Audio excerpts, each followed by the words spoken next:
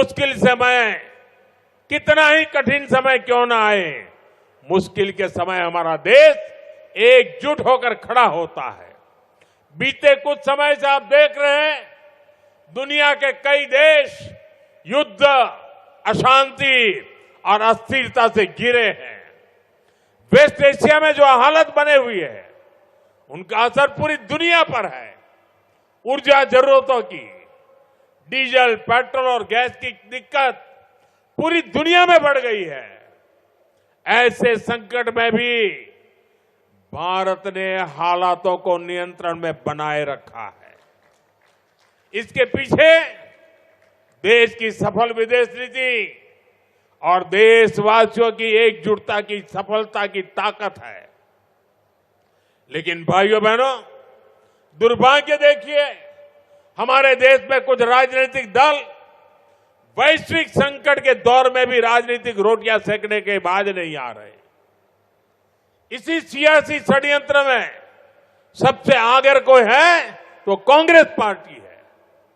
आज जब देश को एकता और एकजुटता की जरूरत है, कांग्रेस के नेता देश को बांटने में लगे हैं। आज जब देश को भरोसे की जरूरत है, कांग्रेस भय और अफवाह फैलाने में लगी है। आज जब देश को संयम की जरूरत है, कांग्रेस लोगों को उकसाने में जुटी है। राजनैतिक गिद्धों की तरह कांग्रेस इंतजार में है कि कब देश परेशानी बढ़े और उसके बहाने उनको सियासी फायदा मिले। भाइयों बहनों, आज दुनिया के छोटे से लेकर बड़े सुपर पावर देशों तक में डीजल, पेट्रोल के दाम कहीं 10%, कहीं 20%, कहीं 25% तक बढ़े हैं। लेकिन भारत इसका असर देश की जनता पर नहीं पड़ने दे रहा है।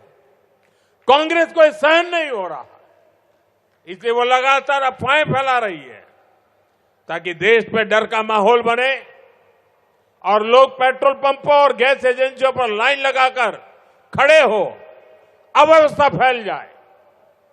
उसे लेकर ये लोग दुष्प्रचार करें, ये इनकी मंशा है। साथियों, सत्ता से दूरी कांग्रेस पार्टी को बौखला कर देती है। अभी दिल्ली में हुई ग्लोबल एआई समिट में भी आपने देखा है, दुनिया भर के मेहमान यहां थे।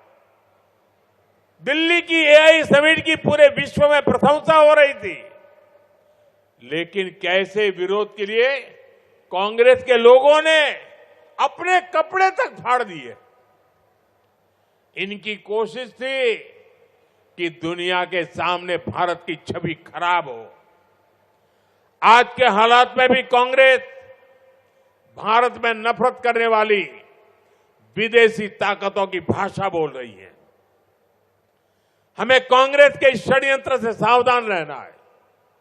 साथियों, भारत किसी भी मुश्किल परिस्थिति का सामना डट करके कर सकता है। ये हमने कोरोना काल में भी दिखाया है। उसी तरह ये समय भी साथ रहने का है।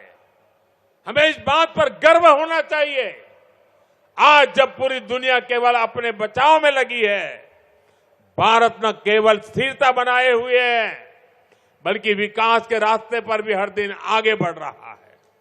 आज गुजरात में हुए हजारों करोड़ के विकास प्रोजेक्ट का लोकार्पण और शिलान्यास इसका एक जीता जागता उदाहरण है। मैं एक बार फिर आप सबको इन विकास कार्यों के लिए बहुत बहुत बधाई देता हूं।